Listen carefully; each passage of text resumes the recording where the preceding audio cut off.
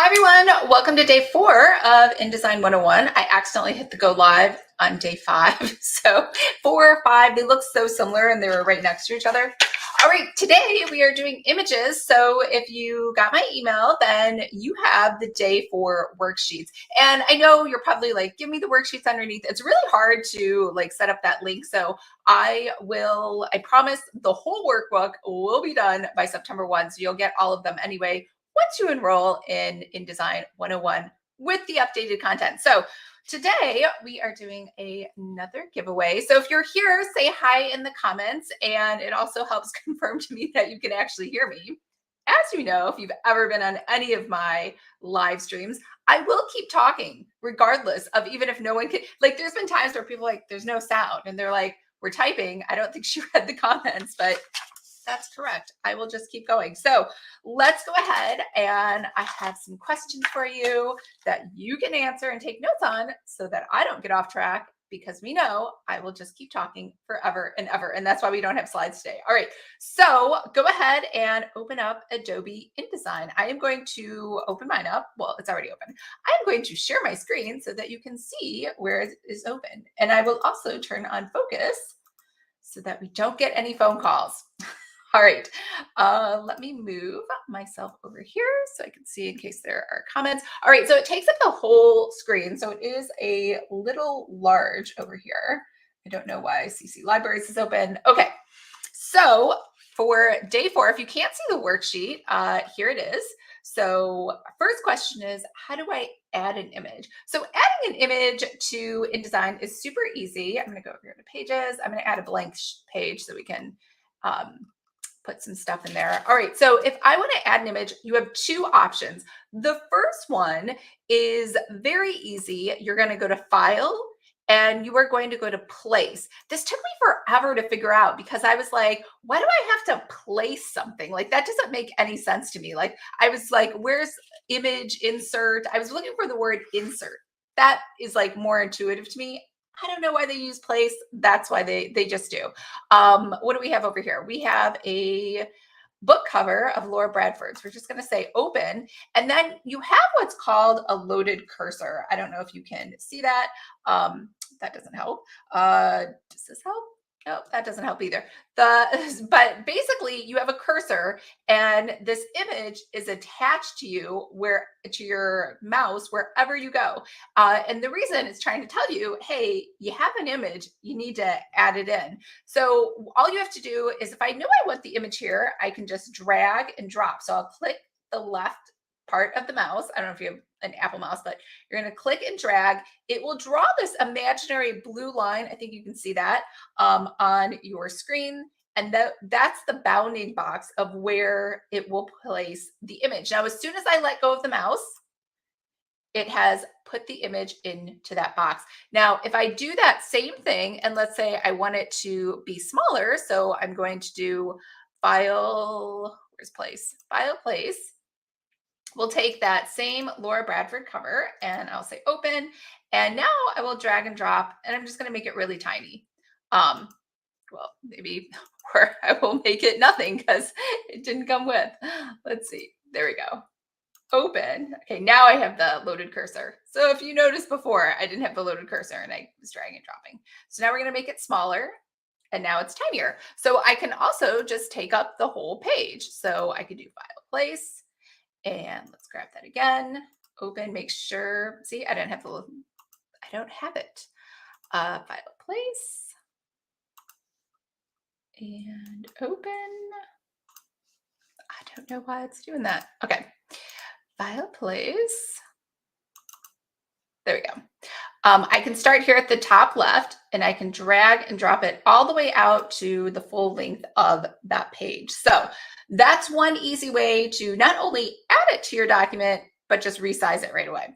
So the second way, and let's just delete this. The second way is I can just drag and drop it. So I could go to my downloads folder. I know so many things. I could just take whatever the last thing I was working on. It was a Christmas card, PNG, and I can drag and drop it anywhere on here. And now I have my Christmas card. So the only thing you want to be careful of is if I go up here to, my master pages, or I can just do it here. So I have a document already in here and you can see the blue bounding box. The only time you get in trouble is if I already have this selected and I want to place something next to it, like this Instagram logo, but I just click on the document, it's going to replace that image I had before because it thinks that's what I want to do. So if I want to do that, I'm going to hit Control Z. Instead, what I can do is I can take that Instagram logo, I can drop it anywhere outside of here, and now it's next to it and I can move it around. So that's just something to be aware of just in case. All right, number 2, how do I move images? To move images, you are going to make sure you have the select tool. So over here on the left, you have the selection tool, and underneath you have what's called the direct selection tool. So to move an object, make sure you have the select tool selected over here, that very top one, and then you can just move, whoops, just kidding. Then you can move things around. So what happened there is I accidentally grabbed the direct item underneath. And you can move things wherever you want them to be on your page. So pretty easy. Whoops, I kept doing that. And move it over here. So what happened is if you hit this middle button on accident, the lines around kind of change to a red. And now I'm just moving that image inside that bounding box. And that's great if you kind of want to clip stuff and I just want a corner of something. But that's not really what I wanted. I wanted the whole thing to move. So you need to make sure you have the blue box selected, and then you can move the entire object around with its bounding box. All right, number 3, how do I resize items? All right, so to resize things, the easiest way, there are a gazillion ways to do this and a ton of shortcuts, especially if you're very advanced. But I think if you're just starting out, that's what this class is. It's for total beginners. The best thing to do is make sure that your bounding box, so if I want to make this bigger, the first thing you need to do is make sure that bounding box is bigger. And don't worry, only you can see that blue line. Nobody else can see it. When it gets printed, no one else will see it but you. When you send it out as a PDF, no one else will see it but you. So after you do that, then you will grab your second item. So you're going to go to the direct selection tool because you directly want to just resize this one item. So then you're going to take that corner out and you're going to pull it. And now I've made it bigger. So that is the easiest way. And again, there are many different ways to do this. So let's say we want to make it smaller. So my bounding box, it doesn't really matter how big or small the bounding box is. I don't need a larger box because I'm going to make this smaller. So I just need to make sure the direct selection tool is selected. I've directly selected the item I want to resize as well. And then I can just go ahead and make this smaller. So pretty easy, right? All right, so the next one is, what is the double circle in the middle of images? So over here, let's move this back to his little spot.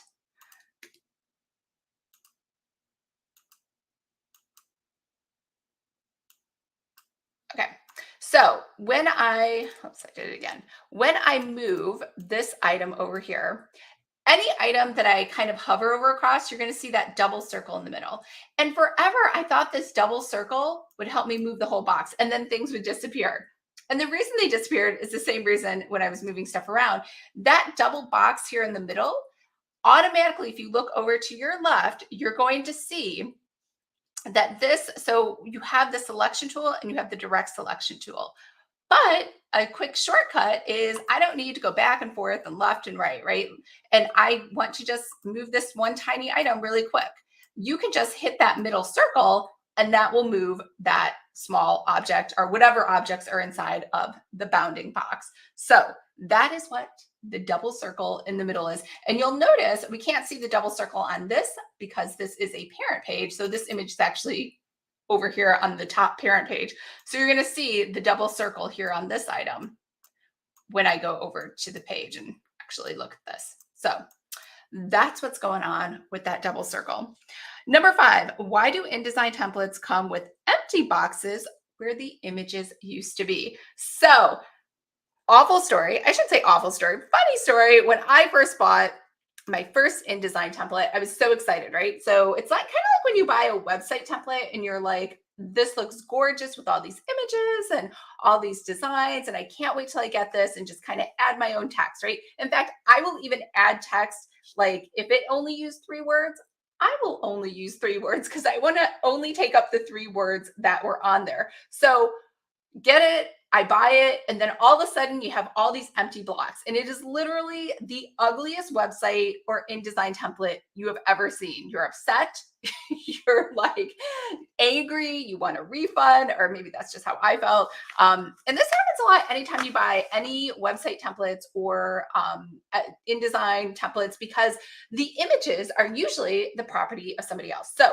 like in mine, I use all Adobe stock, but I leave like, I don't totally delete the images. So what happens is you can see that image Adobe stock 1469782 or whatever was there. So if you want to replace that image with the very exact same image, you can go purchase it from Adobe stock. I'm just not a reseller. So that's the reason they end up your templates, whether it is a website template or it is an InDesign template, that's the reason they're empty. We're not allowed to resell them. So you can buy an extended license to resell them, but it's a big pain because then you have to, one, they're pretty expensive, but more importantly, you have to track like how many copies you've sold. And, you know, when you have digital downloads, maybe you track them, maybe you don't, especially I've moved so many platforms. So long story short, what is that X? That is what the X is. So this file, this is a template that I sold to, or I included in the author resource library. If I took this template and I wanted to sell it, but without any of the images, I would just hit the delete button. So I would go here to this image and I would make sure I hit that double circle in the middle, or that I went over here and I made sure that I hit the direct selection tool, one of the two. And what I would do is I would hit the delete button. That image is gone. And now you see this ugly, just rectangle. I shouldn't say ugly, just a rectangle, right? It just seems like that after you've purchased this beautiful image and you're like, what is this? So now you have a red X rectangle. Same thing over here. If I went here and I just said, you know what? I don't want them to have that image. I just want them to have a placeholder. So now they know where to put their own stuff. So that's what would happen here. So like this might be what you end up getting, even though maybe you had purchased it with all of the images like here, because you'd seen the mock-up or you'd seen like them doing an edit or showing it to you. So what can you do when this happens to you? So one of two things. You can do what we did, the file place. So you could select this object, and then when you file place something in there, it will put it into the correct place, and usually the correct size. Let's try it out. So if I do file place, and let me look for bookmarks. And do I have any? Here we go. Let's try a different one. Psychic Undercover. I will say open, and it will put it there. So now I do have something there. Same thing over here. As long as I select this box first, and I can do, let's do the second method, the drag and drop. And we will drag and drop a Sticker Academy logo right on top of there. And there we go. It's kind of small. You can't see it. I would probably highlight this and pull it out to make it bigger so you could see it like that. So that's what you could do with your file when you see those rectangles with the X's. We have questions. Oh, maybe that's too much. Chandra, hi. So glad you're here. Control plus to enlarge. Yes, excellent point. Once you get better with InDesign, there are many keyboard shortcuts you can learn. Dawn, hey Lisa, late but made it. Awesome, from Canada. All right, Donna, not Dawn. Donna, that resale restriction is just for actual templates, right? So the resale restriction is yes and no. So here's how the resale restriction works. As far as I know, you can't sell the image untouched, if that makes sense. So like if I go to Adobe stock and I download, I guess, anything, right? So if we go to Adobe stock and we purchase images, let's say button. I don't know what That was not a good one. Let's say a cupcake. I always have food on the brain. Okay, so let's say I wanted to resell this image, right? As is. If I put this image into my document and I don't change it at all, I can't give it to you. However, and this is, I think, like a loophole, if I take this image and I put text next to it, but I don't give you the option to remove the text, so it's just like a JPEG where I put like life is about cupcakes or something like that, and then I give that to you, I can leave that in the file and give that to you because it's not the original image. So that's how I understand it. And yes, that's how it works. It doesn't matter really, I guess, if it's a template or if it's on social media or anything else. You have to like, I guess, just social media, is social media different? I don't know. I'm not going to speak to things I don't know about, but for templates, yeah, that's how it works when you give something out, whether it is a website or it is for a InDesign file. So hope that clarifies everything. All right, so next we are going to go to why do InDesign, why is there a red question mark error icon on my images? So over here, you can see that this is linked. That's what you see, that little linky kind of thing. It looks like a paper clip.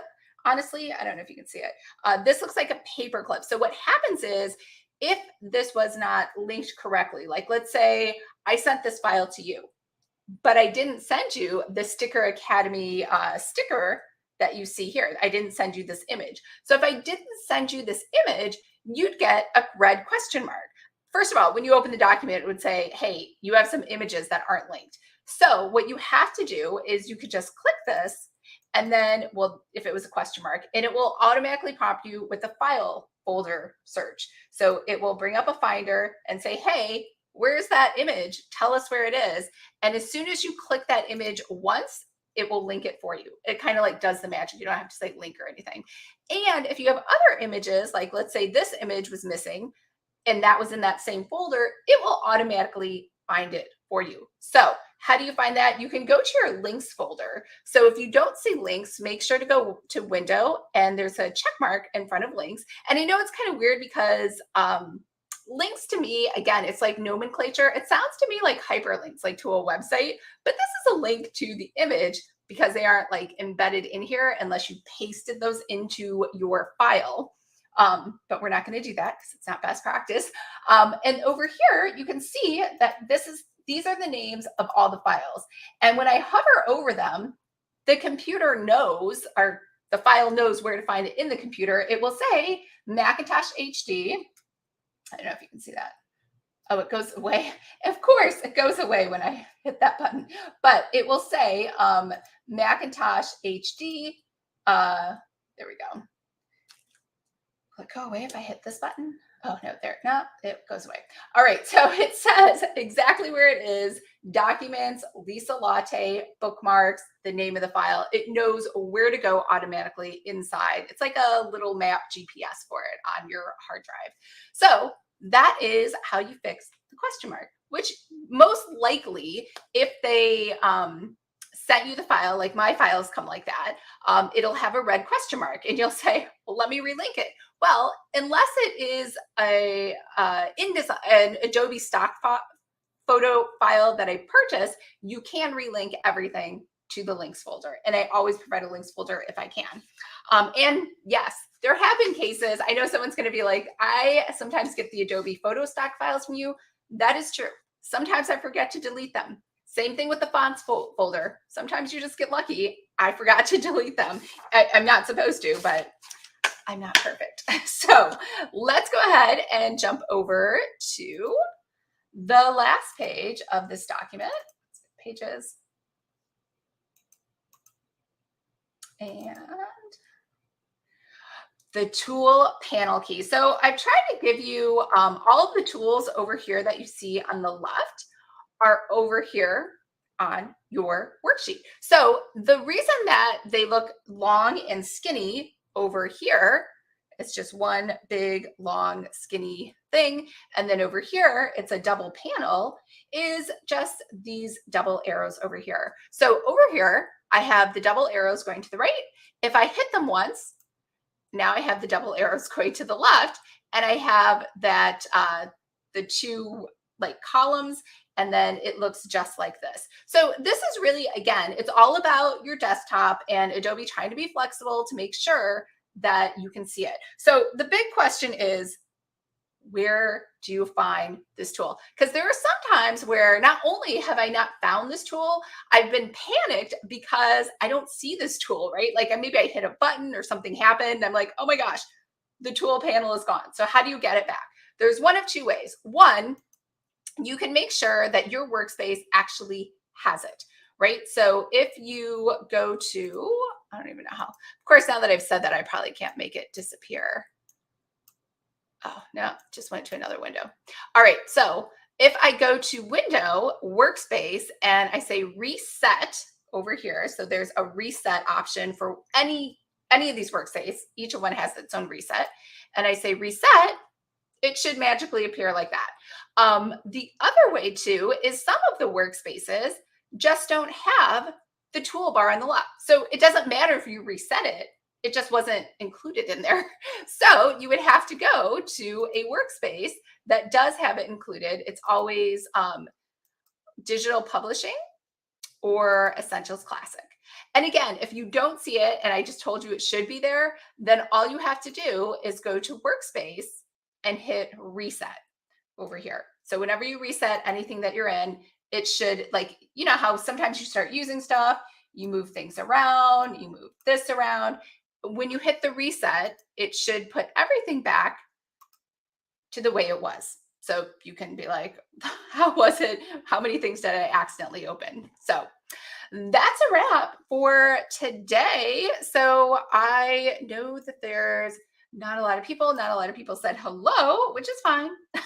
I did send out a reminder for today's noon. So we do have a giveaway though, and I want to give it to somebody, is the calligraphy vendor toolkit. So Chandra, I just want to reward you for showing up first and being here and saying hello. So if you drop me a note to Lisa at prettyfabulousdesigns.com, I will be happy to send you the calligraphy vendor toolkit, which has a ton of great resources in it. It's like my little black book of preferred vendors. I hope everyone's having a great day, and I will see you back here tomorrow where we're going to talk about pages and how to save our files. All right,